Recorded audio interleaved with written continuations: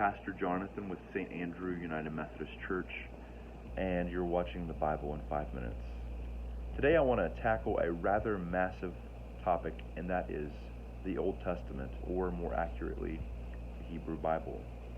We often come to the Hebrew Bible with a lot of baggage, assumptions, presuppositions that are unhealthy and unhelpful, or we might even just ignore it altogether and skip on ahead to the story of God's love and mercy and forgiveness and grace revealed in Jesus Christ.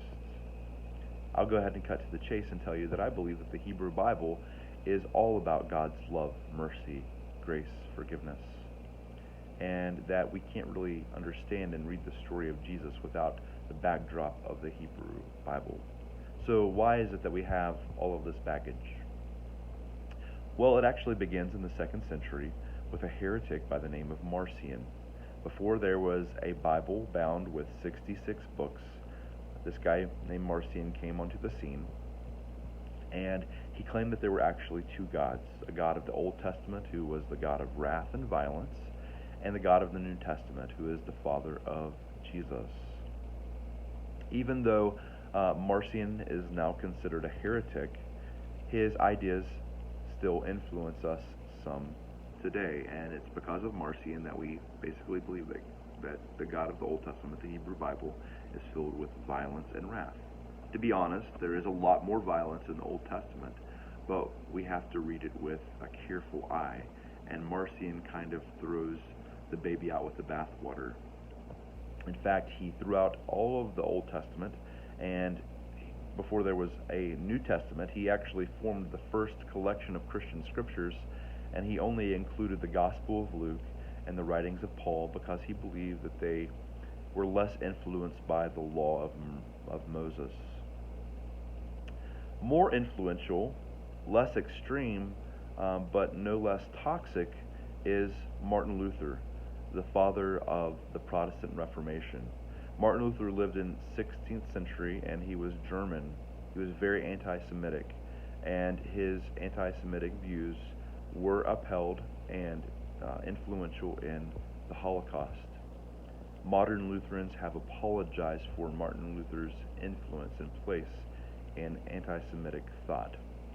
But the reason that he was so anti-Semitic was because he thought that the Old Testament was primarily about how the Jewish people were trying to earn God's love and mercy and favor so that they could be in a right relationship with God, they could earn salvation and go to heaven.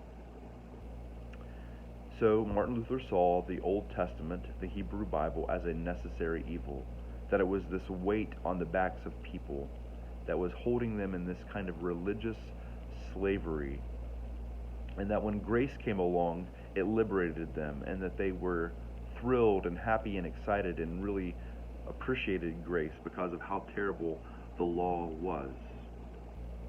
This is really bad, but unfortunately it has been a major influence on the way that Protestants have read and interpreted the Hebrew Bible for the last 500 years, seeing it as a necessary evil, or that the Old Testament, the Hebrew Bible, was primarily about law, and the New Testament is primarily about grace. The major problem with Martin Luther's reading of Scripture is that he thinks that it's about individual personal salvation, about how Jewish people were trying to get into heaven when they died. And that has nothing to do with the Hebrew Bible. The Hebrew Bible is the story of the Hebrew people, of the nation of Israel. It includes an etiological story, an ancient Mesopotamian story of origins that is contained in the first 11 chapters of Genesis.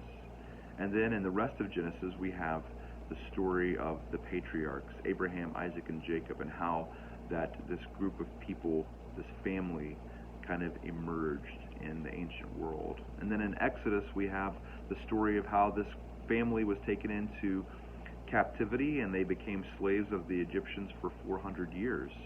But God looked upon them with such great mercy that God liberated them. And this is where this imagery of God being the great liberator and bringer of salvation comes into the story of God in the Bible. We don't have time to tell all of the story of the Hebrew people and the story of the Hebrew Bible. But this is kind of the foundation as we continue to learn that the story of the Old Testament is the story of Israel.